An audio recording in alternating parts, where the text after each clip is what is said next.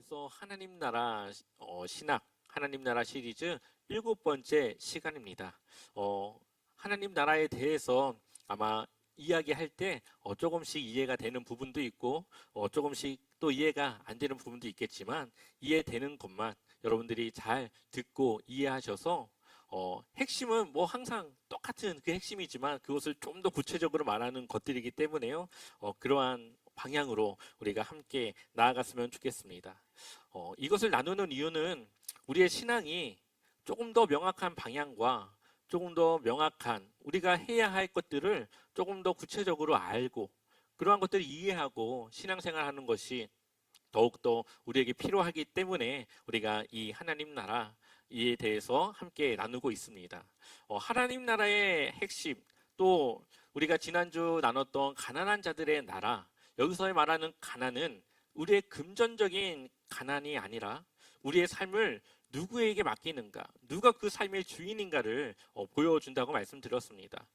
성경에서 말하는 부자라고 하는 사람들은 하나님의 가치보다 세상의 가치를 더 두어서 그것을 따라 살아가는 사람들을 말하는 것이고요.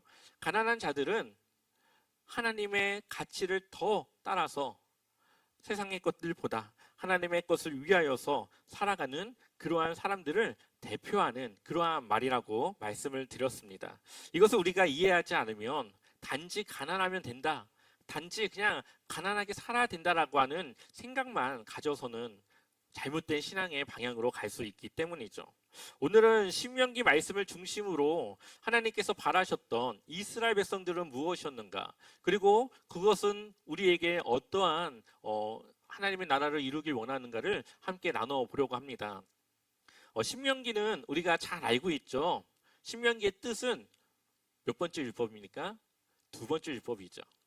광야 생활을 하면서 1세대들은 40년 광야 방황하는 그 시간에 다 죽었습니다.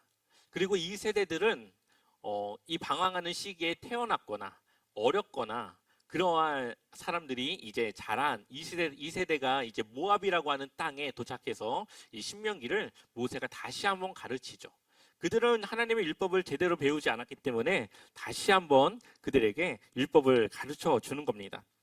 요단강만 건너면 바로 가나안 땅을 들어가지만 그 전에 모세는 그들이 하나님의 나라를 이루기 위해서 필요한 하나님의 법, 하나님의 그 뜻을 전하게 되는 겁니다.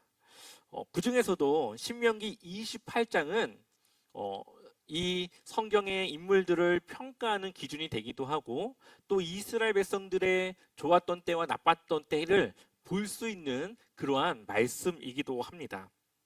신명기 28장에는 하나님께서 그들에게 원하는 그러한 삶을 살아갈 때 주는 복과 또 그것을 따르지 않았을 때 받는 저주에 대해서 기록을 하고 있죠. 이 신명기 28장을 통해 보면은 하나님이 원하는 이 이스라엘의 모습은 개인이 잘 사는 그러한 나라가 아니라 공동체가 함께 잘 사는 그러한 나라를 원했던 것을 볼 수가 있습니다. 하나님의 주신 율법 곳곳에는 늘 가난한 자들과 사회적 약자들을 배려하고 돕고 보호하는 그러한 법이 꼭 들어가 있었다라는 거죠. 그렇다면 신명기 28장에 의해서 누가 복을 받는가? 한마디로 하면 말씀에 순종하는, 하나님의 말씀에 순종하는 자가 복을 받습니다. 우리 신명기 28장 1절 같이 한번 읽어볼까요? 내가 내 하나님 여호와의 말씀을 삼가 듣고 내가 오늘 내게 명령하는 그의 모든 명령을 지켜 행하면 내 하나님 여호와께서 너를 세계 모든 민족 위에 뛰어나게 하실 것이라. 아멘.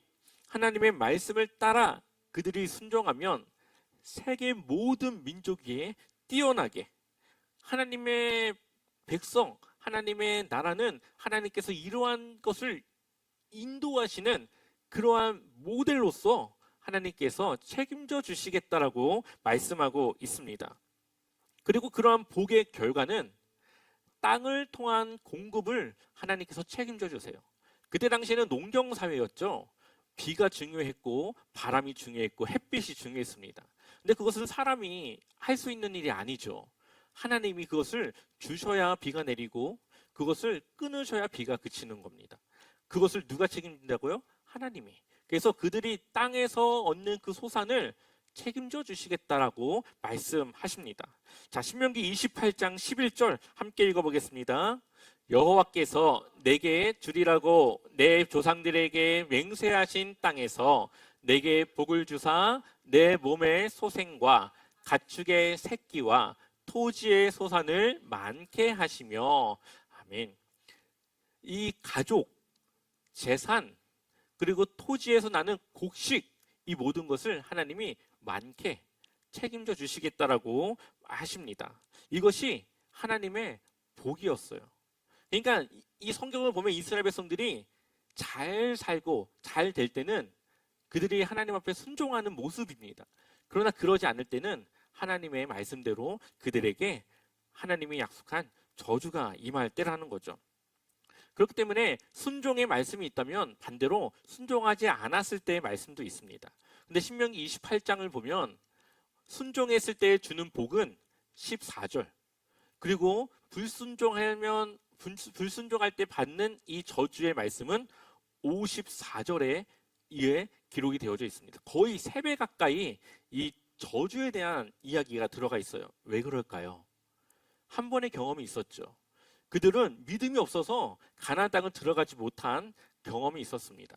그렇기 때문에 그들이 순종하는 것도 중요하지만 이 저주, 그들이 잘못된 것에 대한 경고를 주어서 우리가 하나님 말씀 잘 들어야겠구나, 경각심을 일깨워주기 위해서 이 실패할 때에, 순종하지 못할 때의 말씀이 더 많이 들어가 있습니다. 그러니까 모세 입장에서는 이 출애굽 2세대들이 가나안 땅에 들어가서 실패하면 안 되는 거예요.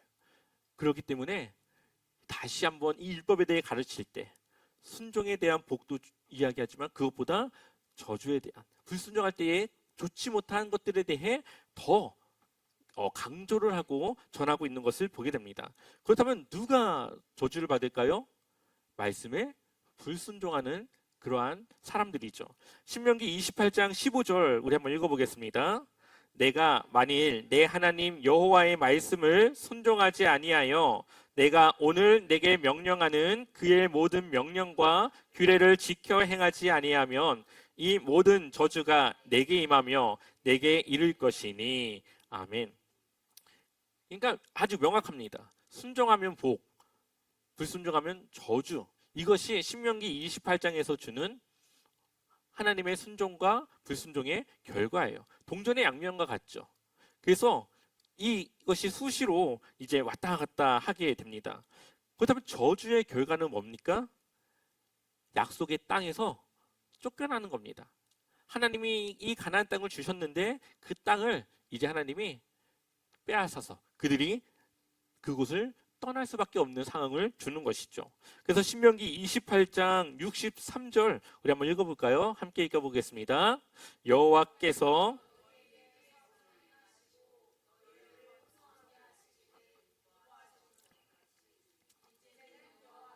너희를 망하게 하시며 멸하시기를 기뻐하시리니 너희가 들어갈 차지할 땅에서 뽑힐 것이요. 아멘.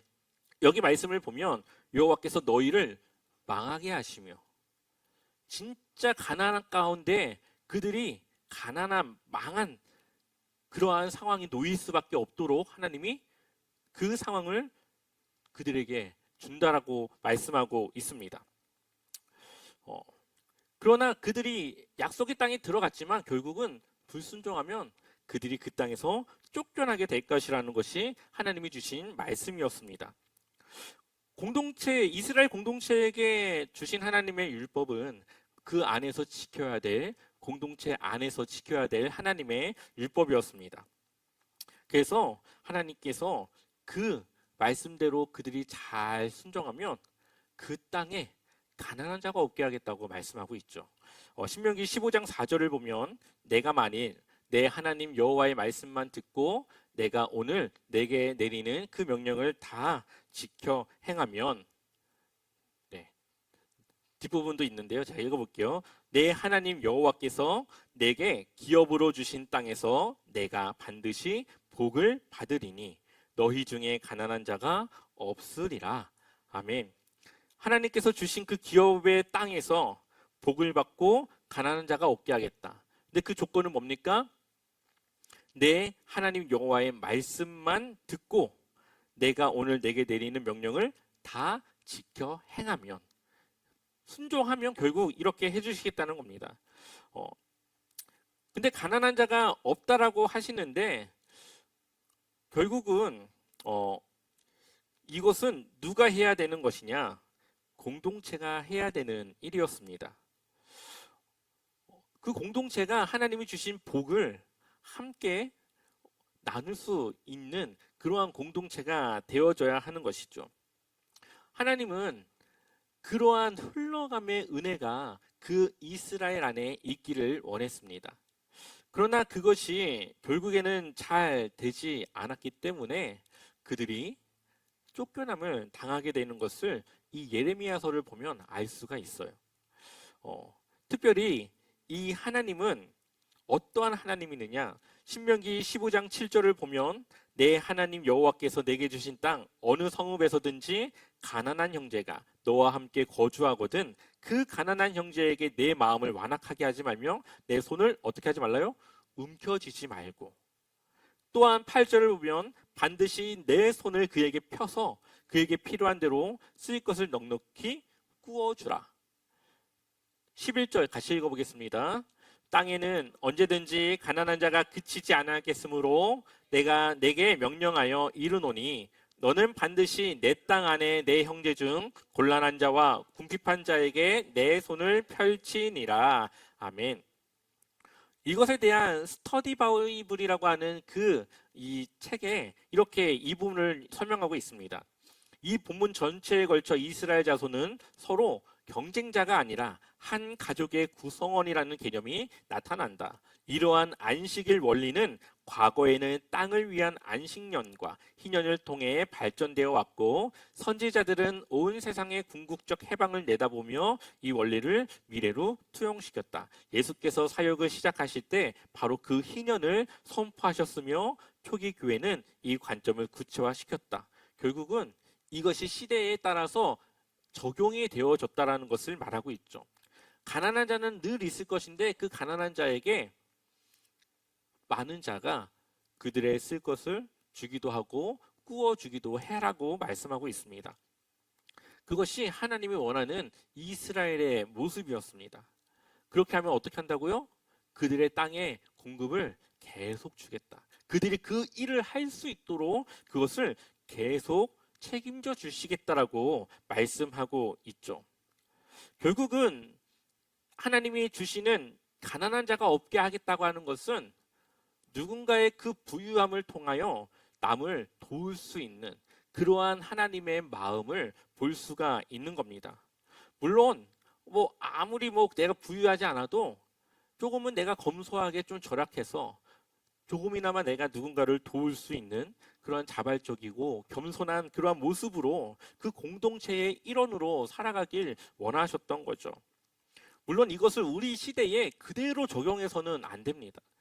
그러면은 누군가는 그것만 바라고 일하지 않고 살아가기도 하고 또 누군가는 그것을 악용해서 계속 꾸어달라고 할 수도 있기 때문이죠.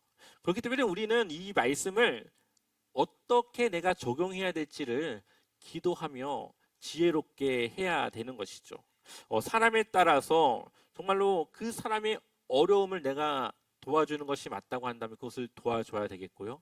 그것에 대해서 내가 적은 돈이면 그냥 주겠지만 큰 돈이라면 그것을 그냥 주어서는 안 되겠죠. 그러면 그 사람은 그것을 그냥 아무 대가 없이 그것을 그냥 가져가서 또 그렇게 살아가기 때문에 그렇기 때문에 우리는 그 사람의 상태와 또 내게 주시는 그 성령님의 그 마음을 잘 우리가 살펴가지고 그것에 따라서 우리가 해야 됨을 이해하고 우리는 행해야 됩니다.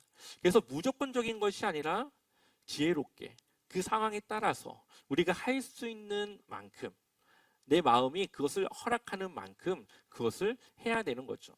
하나님 말씀이라고 해서 무리하게 막 내가 대출을 받아서 그 사람을 준다고 하면은 나중에 내가 어떻게 되겠습니까? 그것은 우리가 해야 될 것이 아니라 내가 그것을 감당할 수 있는 만큼 그것을 할 수 있는 것입니다. 그래서 이스라엘 백성들이 가나안 땅에서 이제 농경 사회를 꾸려 나가는데 나중에 뭐가 생길까요? 빈부의 격차가 생기겠죠. 그러다 보니까 이 누군가는 농사를 아무리 해도 안 되는 사람이 있고 누군가는 설렁설렁 하는 것 같은데 또 잘 되는 사람이 있습니다. 이제 점점 이 농사에 따라서 해가 지날 때마다 빈부의 격차가 나타나게 됩니다. 그러면서 가난한 자가 나오기도 하고 누군가는 이 가난 때문에 땅을 팔아서 또 돈을 꾸어서 또 그것을 생계를 유지하는데 그것마저도 안 돼가지고 다른 사람에게 노예로 또 들어가서 대신 몸으로 때우는 그러한 일들도 이때 당시 있었습니다. 대신 50년째가 되는 해, 희년의 때 어떻게 하라고요? 모든 것을 원래대로 돌려놓는 거예요. 내가 꾸어졌지만 못 받았습니다. 그러나 희년이 되면 그것을 그냥 잊어버리고 다시 시작하는 거예요. 내가 빼앗았던 내가 꾸어주면서 받았던 땅을 다시 또 그 사람한테 돌려줘야 됩니다. 이것이 하나님이 주신 법, 희년이었습니다. 그런데 사람들이 어떻게 했습니까? 안 했겠죠. 이렇게 하니까 내가 땅이 좀 많아지네? 욕심이 생기기 시작합니다. 이 가나안 땅을 하나님의 땅을 준 거기 때문에 그 땅은 하나님의 것인데 이제 그들이 하나님의 것이 아니라 내 것이라고 생각하게 되면서 이제 그 땅을 내가 그것을 내 마음대로 하기 시작합니다. 하나님의 법을 잃어버렸고 이제 꾸어주고 받은 이 땅을 돌려주지 않고 또 다른 사람의 땅을 빼앗는 그러한 일들이 일어나게 됩니다. 이렇게 하나님의 율법이 지켜지지 않자 하나님은 결국 이 이스라엘을 그 땅에서 쫓겨나게 하시죠. 그리고 어디로 보냅니까? 바벨론으로 보내버립니다. 우리가 이 11조를 내거나 헌금을 할 때 이 어떤 경우에 이제 어느 순간 이 내는 것이 좀 부담이 될 때가 있어요. 근데 그 이유를 잘 살펴보면은 그 전에는 이 금액이 그렇게 크지 않았는데 점점 내야 될 금액이 커지면서 이제 고민이 되고 내 안에 갈등이 생기기 시작합니다. 이 이면에는 이전보다 더 잘 되는 나의 상황이 있는데 그것을 우리는 익숙하니까 그것을 잘 못 보고 이제는 그런 갈등이 일어나게 되죠. 그래서 어떤 분들을 보면 그것을 무시하고 이제 조금씩 이제 그것을 내가 더 갖기 시작합니다. 그러자 생각지도 않은 곳에서 자꾸 이제 그러한 손해가, 그러한 빠져나감이 나오게 되는 거죠. 그러한 경우들이 많이 있습니다. 우리는 내 것과 하나님의 것은 철저히 분리해서 하나님의 것은 하나님의 몫으로 우리가 드릴 수 있어야 되는 것이죠. 그러면 하나님은 그것을 위해서 지속적인 공급과 체험을 우리에게 주실 것을 이 말씀을 통해 약속하고 있습니다. 결국 이들이 그것을 잘하지 않으니까 하나님은 바벨론으로 이들을 보내버립니다. 이것에 대해서 이 히브리어는 푸토코스라고 그래요. 절대적인 가난의 상태에 들어갔다. 이들이 이젠 더 이상 의지할 것도 없고 가진 것도 없는 아주 절대적인 가난에 들어간 거예요. 바벨론으로 가가지고. 그리고 그들은 결국 누구를 의지합니까? 하나님을 의지하죠. 그제서야 이들이 하나님을 의지하기 시작합니다. 그러면서 성경은 하나님은 어떠한 분이신가를 이야기하는데요. 시편 68편 5절을 보면 하나님은 고아의 아버지시며 과부의 재판장이라고 나와 있고요. 시편 146편 9절을 보면 나그네들을 보호하시며 고아와 과부를 붙드시고 악인들의 길은 굽게 하시는도다. 또한 이사야 10장 2절 한번 같이 읽어보겠습니다. 가난한 자를 불공평하게 판결하여 가난한 내 백성의 권리를 박탈하여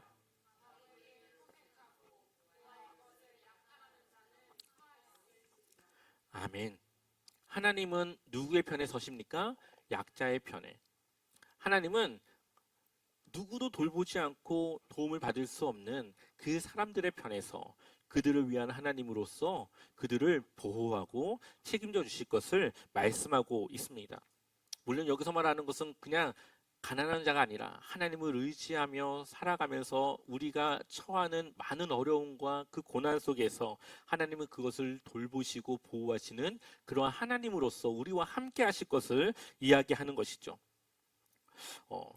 그래서 우리가 항상 이 신앙생활을 하면서 꼭 기억해야 될 것은 우리가 신앙생활을 형식적으로 해서는 안 된다라는 것을 기억해야 합니다.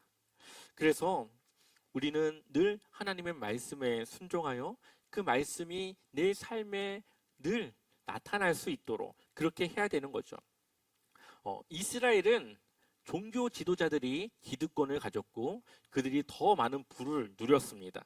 그리고 하나님은 결국 그 이스라엘을 무너뜨리게 되는 것이죠. 그리고 그들이 갔다가 돌아왔을 때 그제서야 진짜 가난의 상태가 되었을 때 그제서야 하나님을 의지하고 지금까지도 이스라엘은 하나님만을 의지하는 그 믿음을 유지하고 있는 것을 보게 됩니다. 여기서 말하는 가난은 현실적인 가난과 무관하진 않지만 꼭 그것만을 말하는 것은 아닙니다. 그것을 탕자의 비유에서 우리에게 보여주고 있죠. 탕자가 자기가 가진 것을 많이 있을 때는 세상에서 여기저기 막 사용하지만 모든 것이 떨어졌을 때 그제서야 누구를 기억합니까?